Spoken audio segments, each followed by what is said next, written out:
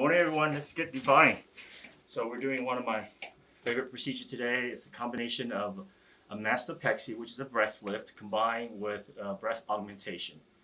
So this is a kind of a fairly common case that we have. Someone that comes in and she, has some excess breast tissue and she has some ptosis or breast sagging.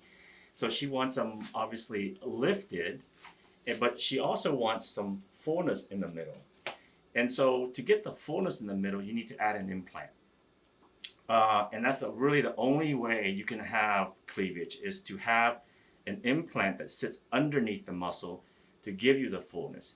And the fullness can actually be, something that we can control. We can go very natural. We can go a little fuller, or very full, depending on the patient. So patients not only get to choose the breast size, but also the shape and the cleavage. That's important. Some people don't want a lot of cleavage. They say, you know what, if I want a little bit more, I'll wear a push-up bra. Some people want full cleavage, even though they're not wearing a bra. So, so we have to be a little bit more aggressive with the implant and give them a little bit more volume as much as we can. But she wants to be a little smaller. So how do we lift her breast up and be a little smaller? Well, and I always kind of go through this in my video, and I tell patients that when we do a mastopexy, I know that the technical term is it's just a breast lift, but a mastopexy that I do always involve removal of breast tissue. So it's a reduction along with it. So when we lift up the breast, if we don't remove this heavy tissue on the bottom, the chances are it's going to bottom back out, and I see that a lot, and I do a lot of revision because of that. Patients say, I had breast lift and it's only been a year and it's bottomed back out. But you can't just remove skin. You got to remove this heavy tissue in the bottom. So we're going to take out a good bit of tissue from the bottom. And then when we add the implant, she's going to be relatively the same size or a little smaller. And that's how most of my patients feel. They don't want to go really that much bigger. As a matter of fact, they feel heavy, so they really do want to be the same size or a little smaller, and they want it up. So you got to combine it with the breast reduction. So what I have marked here is, you can see this is where we want her cleavage, okay?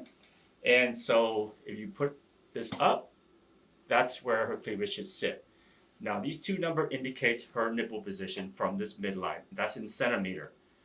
She's 5'6", and so it's 26 centimeter. For someone who's 5'6", it's between 20 or 21 centimeter. I picked 20 and a half, so kind of split in between. And that indicates this right here.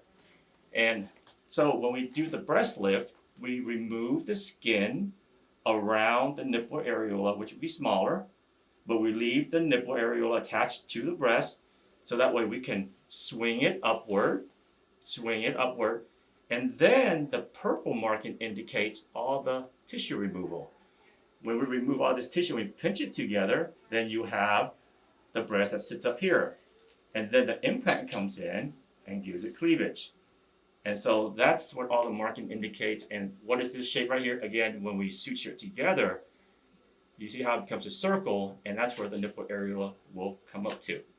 A couple of stubborn fat pocket that when it comes up, you can sort of see how it just bunches up. People hate that. So we just go ahead and take that away and a little bit on the side. And so that will give her just like up and in. Get rid of this little stubborn side pocket. And I think she'll do great. Does that help?